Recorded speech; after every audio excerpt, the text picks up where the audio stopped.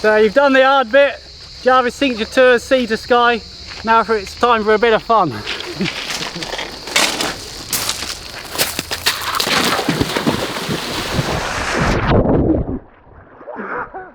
Alright, Graham. A bit shallower than you thought, isn't it? Yeah, I don't know. It's nice and warm though, isn't it? It's actually lovely. So the second part of this technique, we've come up onto the top. Now we've got to get back down.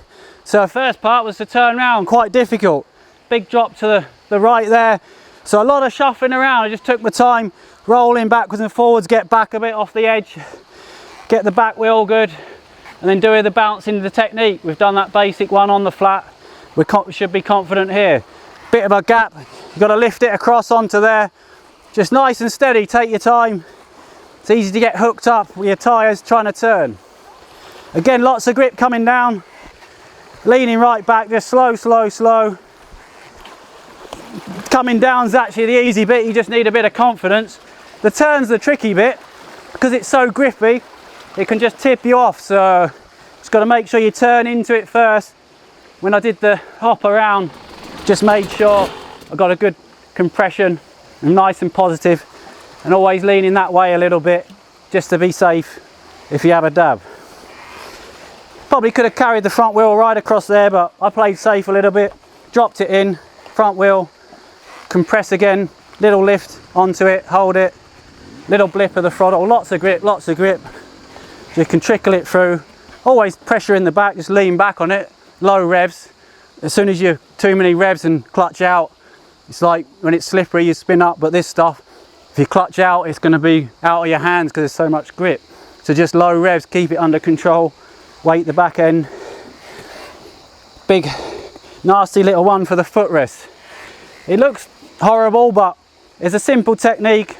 That again, that just little compression, float in the front. That's the technique, just float the front. It's not fast, you don't have to gas it, you just have to have the front wheel in the air and slip in the clutch and just let it drive up. Make sure it's through again.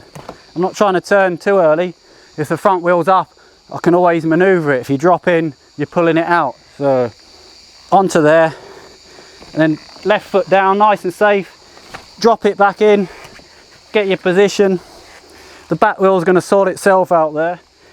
I floated this one, stop there, get the front wheel and just floated onto that one. If I tried to turn tight, I was into there and the front wheel was dropping in.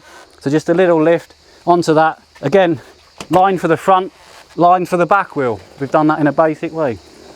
Rode this little bit, let the bike do the work, lots of grip. Bit of a hole here, so lean it in early. If you're into that side, get your foot down to the left, float the front again. It's all about floating the front wheel. Lean it in, get your foot down, make sure it's on the top. So this time you could line it up there, but it's a bit of energy and time if you wasn't confident to make sure you're straight. But you can roll into it. Take the front wheel wide so the back wheel just clears that hole. Front wheel floating, back wheel onto there. Get it safe, just watch out for that. Lean it into the left as you go. Again, pull on the front. Get front wheel in the air, just helping it through. It's going to catch on the footrest. Lots of grip. It's easy to get the front wheel up. Little pull, little bit of clutch and throttle. You can roll through this next bit. Slip in the clutch again.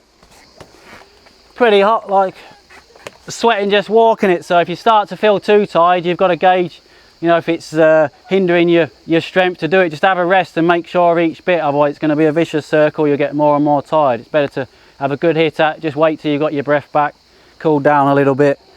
So this next bit, roll through again, line for the front, line for the rear wheel, coming in wide with the front. So you clear that, float the front wheel. You can get the foot down again, the back wheel takes an inside line, loads of grip. Again, the front wheel in the air, pressure on the back.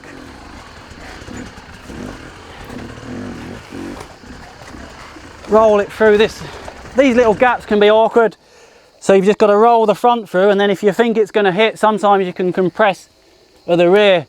Just do a, you know, it's like a little stoppy, but just enough lift with the rear wheel to clear the pegs. So it's just compressing a little bit, help it through and then roll in and sort it out afterwards.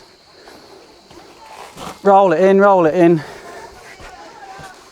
So I'm going to say it again, line for the front wheel, line for the rear, coming in, front wheel to the left, I want the back wheel on there, so I'm going to float round wide with the front, so the back wheel's just got enough to get onto there, drop in the front on this one, let it roll out, and then we're home and hopefully dry.